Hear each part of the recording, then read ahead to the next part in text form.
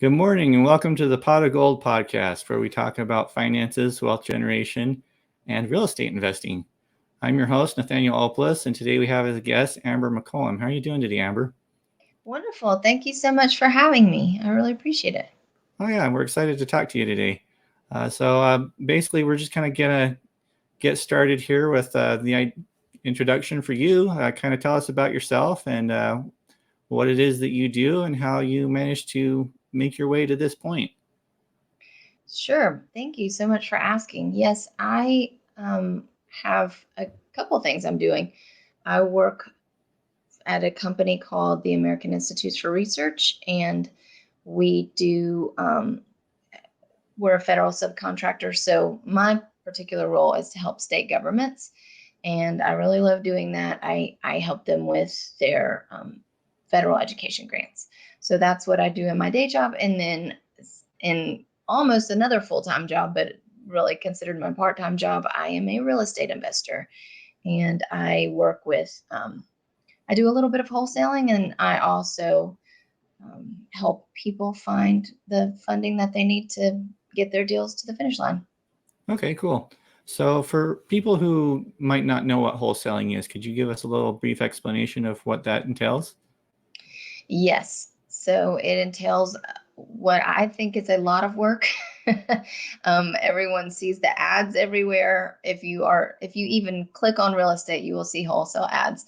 But essentially, I find distressed properties or houses, properties that someone does not want to take the time to fix or cannot fix or wants to sell, and then I turn around and find a buyer who's willing to rehab that property, and I take a fee for doing that. So Okay, that's and the so simplest way to describe it. no, that's actually pretty good because I know there's a lot of people that probably see those renovation type videos on television where someone finds an old house and then they turn it around and then sell it for money. So you're kind of connecting people that do that to the houses that help them find uh, sources for their business then, right? That's correct. I am Okay. not doing any of the rehab. That's right. And then you just kind of charge a fee to a finder's fee, basically. That's right. Okay, very cool. So do you have any like memorable experiences or kind of challenges that you've faced doing that or? Oh, I feel like that's the funniest question to me because I feel like it's been more challenging than not. It's a real grind, and I anyone that's starting the business, it can be done for sure, and you can make really good money doing it. The one thing you have to have is time if you're starting out and you are doing it by yourself. Now, I am currently in a group where we have structured different roles, and anybody can do any of those roles. So, one person may be the lead generator. So, you find the lead, or you cold call, or you door knock, or whatever it is to get the lead. The other person, there's another person who's called a lead manager, they'll manage the lead. Someone else may close the lead, and then we get it under contract. And whatever role you do, you may do all of the roles, and you get a percentage of the deal based on what you contribute to that deal, and if it goes through. So so the first tip I would give is to encourage anyone to work together with people, because it is very hard and gets very discouraging and tough doing it on your own. But when you're first starting out, you may not have anyone to do it with. So I would say my advice to you would be just to start, whether it's to pick a lane and call direct to seller, direct to agent. Just get your feet wet, learn a little bit, fumble through it, watch the YouTube videos, do whatever it takes to learn the skill, but don't just consume all the knowledge. Actually start learning, and you will fail a little bit. Like you're going to sound ridiculous to people. They're going to know right away you don't know what you're doing. Um, but that's the only way to eventually know what you're doing.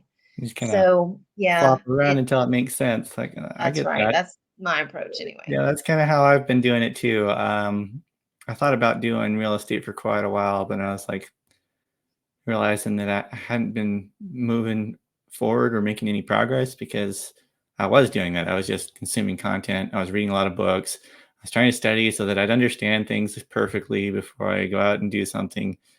And I realized that this is probably very similar to how I learned to speak Spanish. And then that was that they just kind of threw me into Spanish. I got put down in the Dominican Republic and I didn't understand Spanish. And I just had to learn. Otherwise, I wasn't going to be able to communicate well enough to eat. And so that was kind of an interesting insight that I recently came to. But I like that. So you say you have a team. How did you go about getting people together to do something like that? Yeah, I'm not the leader of the team.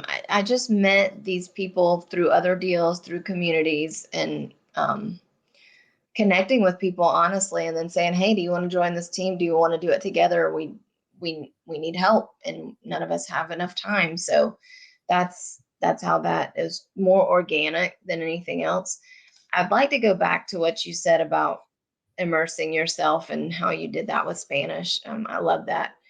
I think that it's very important to know that people think that watching the YouTube videos or course content or reading books, that's all learning. And that is a form of learning. That's a small form of learning. But in my opinion, if you're not doing, then you're not fully learning because part of doing is learning.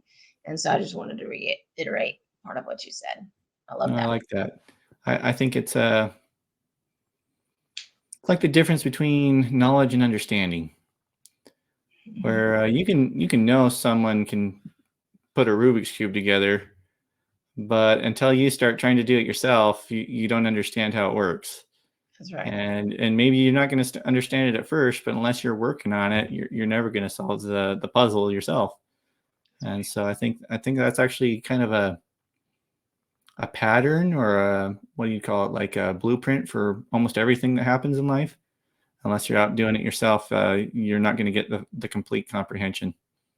That's right. Okay, well, considering that we do actually want to start with education, what would you recommend that a person that has already started doing their studies on YouTube and the videos, well, what's the next step after that?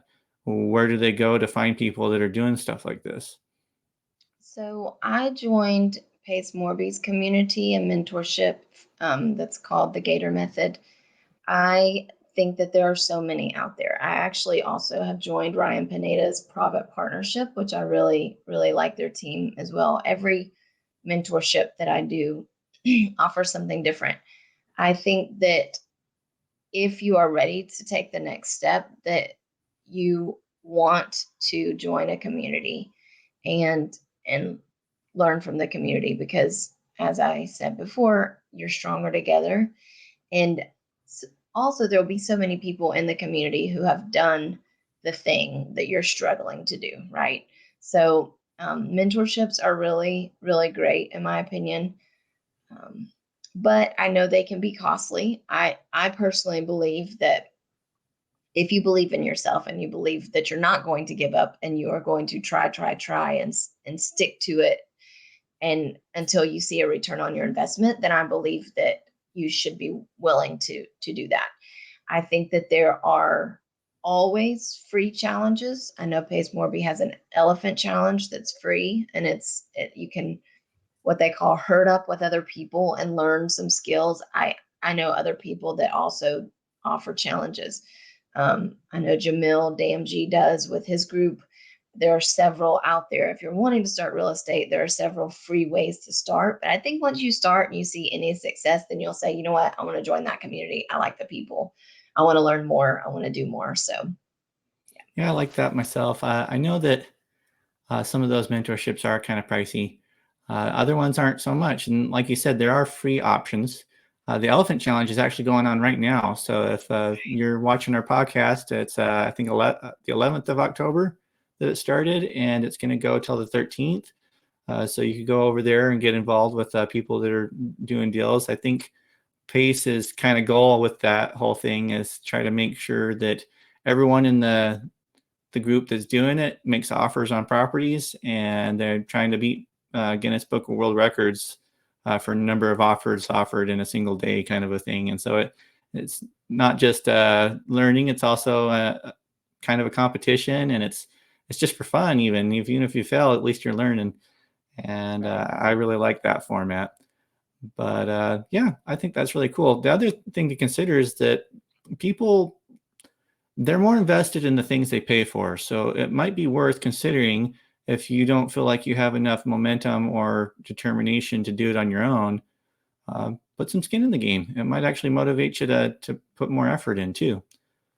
So, but cool. I really like where we've gone with that. I'd like to remind everyone that I do hope to answer questions for anybody who might be listening in future episodes.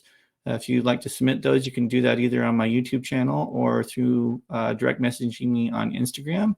You can find me on Instagram at Nathaniel_Opolis. And then Amber, where can people find you if they'd like to talk to you? Yep.